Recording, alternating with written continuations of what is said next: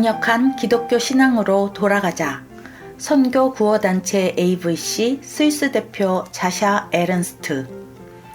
자샤 에른스트는 선교 여행을 하면서 반복적으로 하나님의 능력을 경험한다.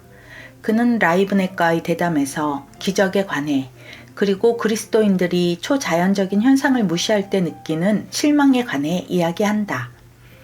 박해받는 기독교인과 도움이 필요한 사람들을 위한 행동 AVC의 대표인 자샤 에른스트는 많은 여행을 하며 박해받는 기독교인들을 방문한다. 저는 그리스도인이 된 지 35년이 되었고 전 세계를 다니며 복음을 전파한 지 20년이 되었습니다. 그토록 헌신한 세월에도 불구하고 그는 기독교인에 대한 박해가 있는 나라의 기독교인들이 단 몇 주 또는 몇 달 만에 내면화하는 진리를 하나님께서 어떻게 그에게 가르치시는지를 규명한다. 다시 본 궤도로. 핍박을 받는 그리스도인들에 대해 자샤는 이렇게 말한다. 그들은 종종 모든 것을 잃습니다. 그들 중 일부는 건강, 재산, 의복, 교회, 그리고 친척을 잃습니다. 왜냐하면 그들이 그리스도를 따르기 때문입니다. 그러나 그들이 잃지 않는 것은 영원한 가치를 지닌 것들이죠. 그는 서구의 그리스도인들도 받아들이고 사용할 수 있는 영적인 금 원석에 관해 이야기한다. 그래서 자샤의 슬로건은 다시 본 궤도로이다.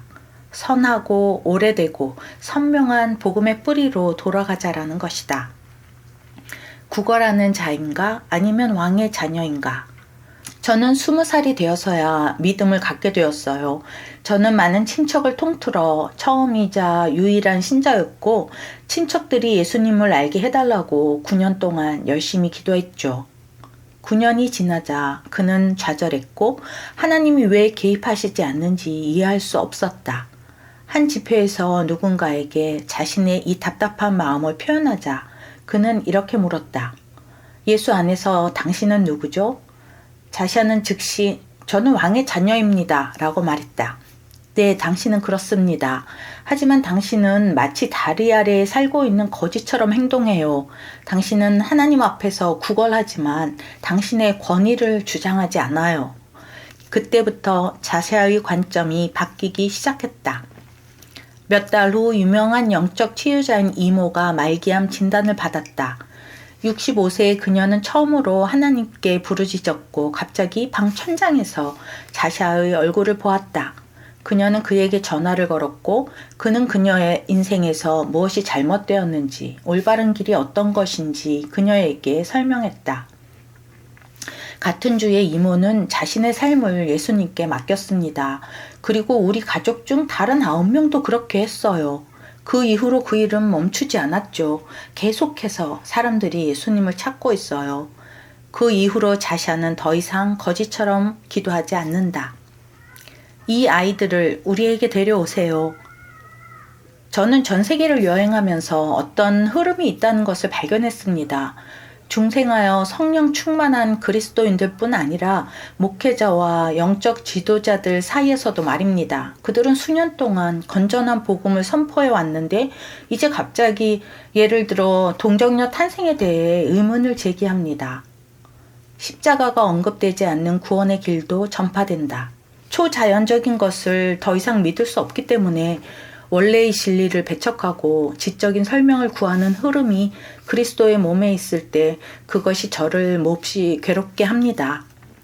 자샤가 우울증이나 미래에 대한 두려움 때문에 심리 상담이나 치료를 받으려고 10개월 내지 12개월을 기다리는 자녀를 둔 부모의 이야기를 들었을 때 그에게 무언가가 떠올랐다.